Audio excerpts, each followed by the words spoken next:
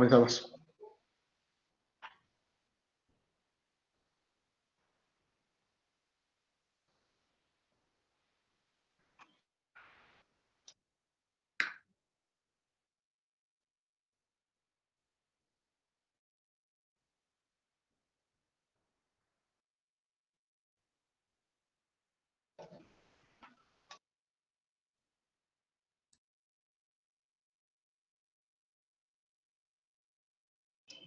Estamos en directo, profesores.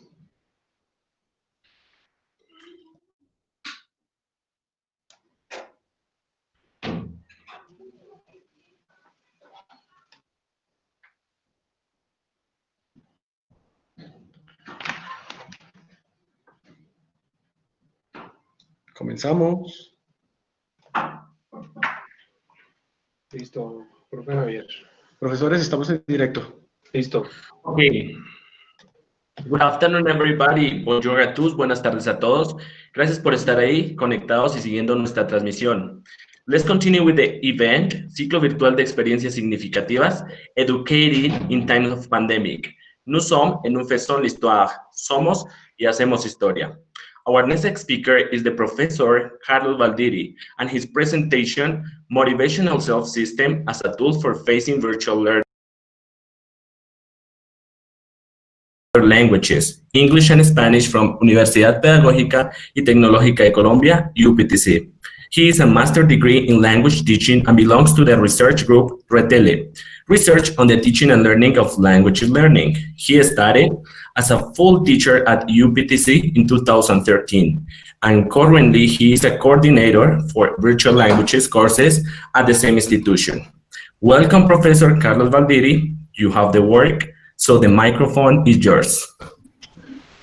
Good afternoon everyone. Good afternoon, teacher Javier. Thank you very much for the presentation. For me, it's a pleasure to be here to share a little bit of my experience here with all of you. And for me, it's a pleasure. It's a pleasure that you allow me to be in your houses, right? I am going to start my presentation. So the first thing I'm going to do is to show my screen, right? So just let me know when you can see it. You can see it now? Yes, sir. Yeah. Okay, so good afternoon. I'm going to talk about the motivational self-system as a tool for facing the virtual learning. This concept of motivational L2 self-system is based on an approach for fostering motivation among students. But this approach is based on some psychological theories and some identity theories. The first one is the one stated by Gardner in 1959, when he proposed the concept of integrativeness and integrative motivation. We all are used to this kind of conception because those conceptions are used nowadays. In 1987, Heller proposed that language is a bridge for negotiation the sense of the self. So there he established the relation between the language and the self, and how the self is portrayed through language. In 1994, Carver and some other researchers established the theory of the possible self. I'm going to do this specific theory in the next slide. In 2009, Shu describes how some languages are supposed to have a higher value than others. For example, nowadays we all think that learning English can open possibilities for better jobs, for different ways for access. Se cayó. Se cayó.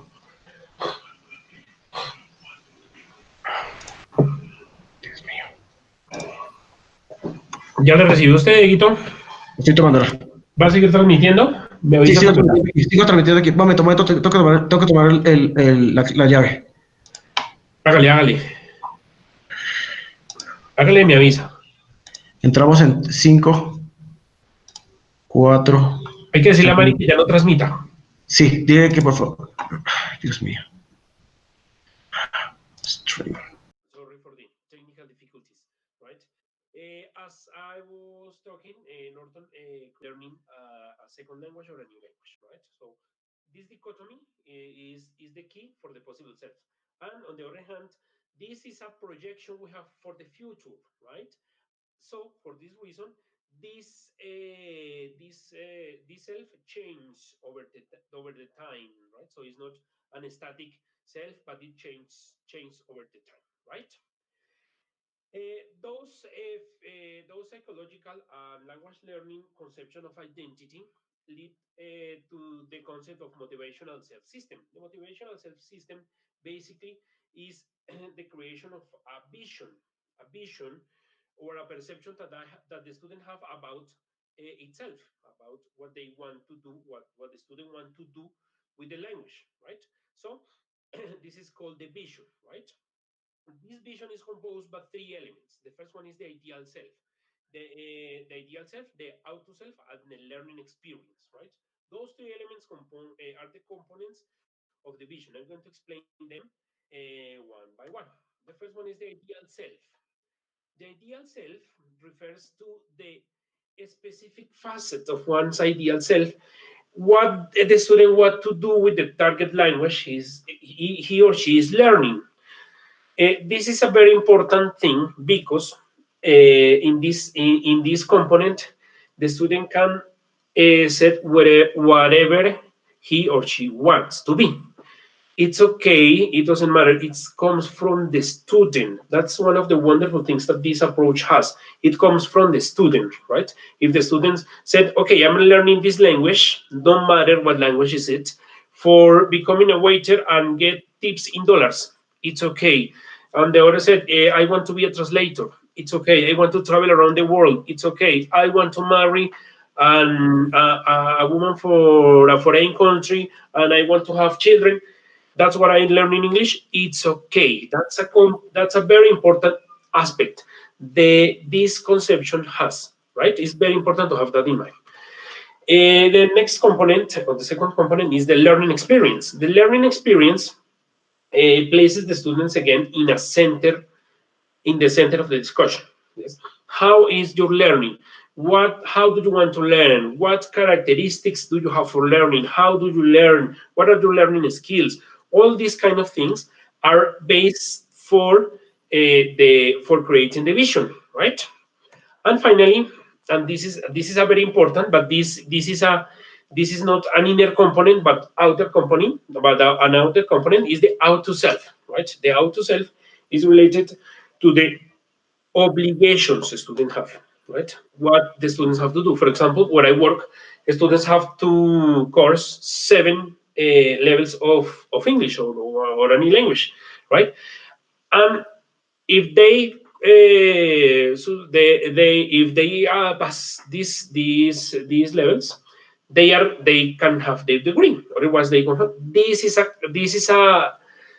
This is an important aspect for motivation. This anyway motivates students. It's okay. Those components are also very important for our students, right? The things that are compulsory, right? Those are called the instrumental motives, right? The vision, there are some features that this vision should have, all right? There are 6 main characteristics. The first one is desired. So, as I was telling before, the vision should come from the inner perception and expectations of the students, right? It should be elaborated. It's very important that this vision have as many details as possible, right? The more the details, the better the vision and the better the motivation the students is going to have. The next one is plausible and harmonious, right? This is a very important feature because we should have in mind the characteristics of the course, the length of the course, and all these aspects that are very important to have in mind. For example, if I have a 4 weeks course of 8 hours, and my student said, okay, I want to be C1, I want to have C1 level, I'm not going to do that during this period of time. So for this reason, it's very important that the vision is plausible, right, and harmonious with the society in which the student is developing. This is a very important thing. The next step or the next feature is the vision should be activated, and this is where the teacher has a very important role, because the one who is going to activate this feature inside the student is the teacher, right? The next step is also, the next feature is also in charge of the teacher, because the teacher should include or should have or should create procedural strategies. Okay, if my student is going to be in this place, how I am going to, how is I as a teacher have to create or have to design the path in which a student is going to walk.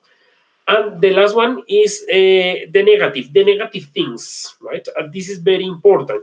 As you can see, this approach involves good and bad things, involves students' inner and outer motivation. And the negative things are also important in this approach, because a student should have in mind what drawbacks, what things that are hard to overcome is going to face. So it's very important to have a plan on how this, what the strategies the student is going to solve this problem, right? For doing this, for creating a vision with all these features, we can carry out this process. The first step is creating the vision. The first step we are going to do is creating the vision. Creating the vision implies give the students the freedom to pick what he or she wants to do with the learning. Why are you learning? Ask the student, why are you learning? What is the most important thing? Is this important to you? In what aspect is important to you? And it's very important to have respect for the decisions of the student, right? It's very important because it comes from the inner perception, right?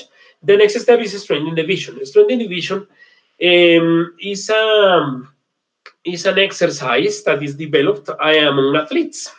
Most of the athletes have created in their minds pictures of they winning things, doing things, jumping so high, scoring a goal, hitting the ball with the bat, and doing all these kind of things. So it's very important to create, to foster those abilities among the students, right? Let the student think about, imagine some details, but this process can be a little bit hard, right? Because sometimes for the students for the first time said, okay, what do you want to do with English? And the answer could be very hard, right? So it's a process, step by step. That led us to the next step, that is substanding the vision. Substanding the vision is related to putting details on the vision, right? Details, as many details as possible, it is better. The next step is keeping the vision alive. And in this step, is very important, the teacher again. Keeping the vision alive implies that you have to ask to your students, what are you doing? What is your image like? Is this task useful for what you want to be? Is this task useful for the desire you have, for the vision you have? Does this task give something to the vision?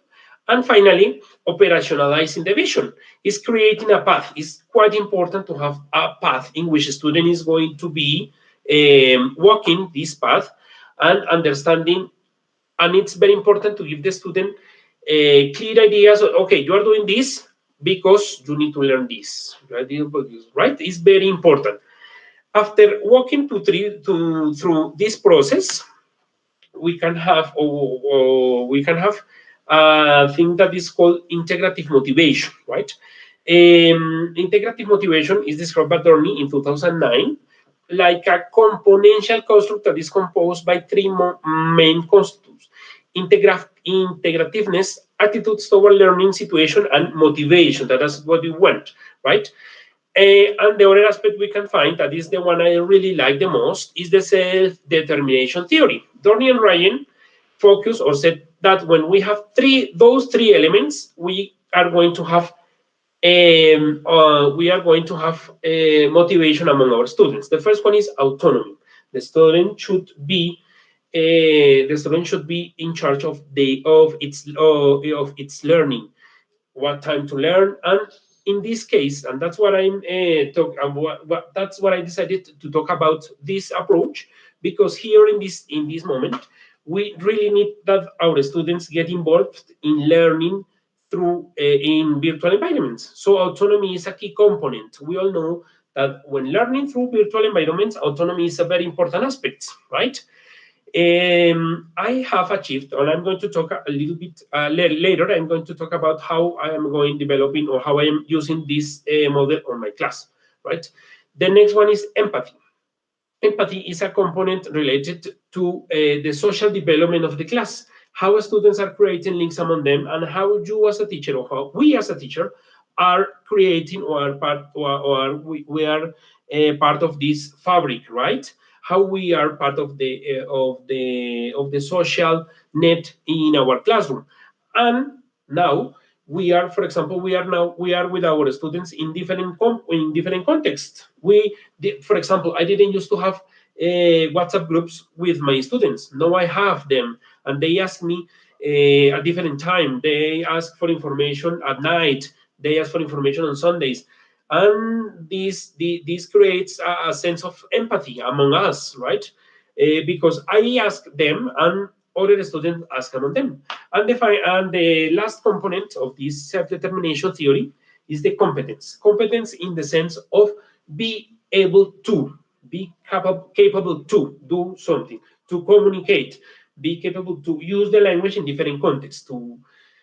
That's a very important thing. For example, in my classes, in my virtual classes in these days, students are writing in English. And I said, okay, it's okay. Try to write the message in English. It's okay. You have some tools, right? And that's when we have to be very curious about the tools we have, right? I show my students how to use dictionaries and how to set their keyboards for using English or for writing in English. And it's quite easy because the student starts writing some of the words and the dictionary starts completing them, right? There are some studies undertaken using this theory. The first one is the one carried out by Ueki and Takeuchi in 2012. And they demonstrated that some students from Japanese school that were enrolled in this system create different selves and use them in order to foster their learning. And another study that is very interesting is the one carried out by Dorney and Chan. They discovered, obviously, that motivational self-system works, and it's a very important thing that can be used in our classroom. But they discovered that sometimes this vision or this perception changes according to the language they are learning. When they were learning different languages, their vision was different. So this implies that students have different ways or different approach, or they have a different imaginaries about the languages. This language is, for example, English is for learning. Let's say French is for enjoying, for being on vacation, and all these kind of things. And that's very important. As I said before, I used this approach among my students, the students I have, and I try to be in contact with them. The first weeks we were talking about what they want to do. What they want to do. What are you learning English? Why are you learning English? Is the English useful for your professional life, for your personal life? What do you want to do with it? Do you want to go abroad? Sorry. Do you want to go abroad? Do you want to become a translator? What do you want to do? That was the first step I did, right? And I tried to put them a lot of emphasis on the details. They were talking about the details as much as they can. Then students created an avatar. I take advantage of that technology, and students created an avatar. And the platform we are using, they are using an avatar in which they are watching themselves, they are portraying themselves as a they are portraying themselves as language users. What are you doing with English, right? It's okay. What do you want to do? Are you a traveler? Are you a waiter? What do you do, right? And this is a very nice experience because the students can say we have created autonomy, empathy links, right? They say, okay, it's nice. You ask about us. That's what I want. And finally, the results, the final results, the results I have so far or have been observed through the participation in the platform, and I am having a kind of 80 to 90% of participation of my students in the classroom using this approach, right? So that's what I have to tell you. If you have any question, it would be a pleasure for me to answer them.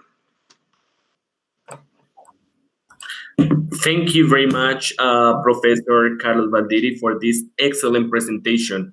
I consider that it is very necessary to talk about motivation and more in these difficult times. But with your presentation, we think that from every crisis, there is a possibility. Thank you so much. So, teacher, we have some comments, and those important at this about your presentation. And one of these is about the teacher Aleida. So she comments that students' emotional state is crucial in their learning process when facing unusual critical experiences such as the pandemic we are all living, right? And we have some questions. The first one is, well, the teacher Andres Mauricio Parra asks, some of the UPTC's students don't consider a second language as a part of their personal projects. How can we, as a language teachers, show them beyond the professional point of view? Okay, so it's quite interesting because that's the perception we have. Sometimes we said, oh, no, my students don't want to learn English. But all of them have a perception of English. All of them, we have to inquire them. What do you want to do? Why are you learning? What can you do with English? What would you like to do with English, right? Sometimes they said, sometimes they said, oh, I don't want to use it for jobs. I have a job. My father is the owner of a company. I don't need it for a job. I need it for traveling, right? And it's okay. Yeah.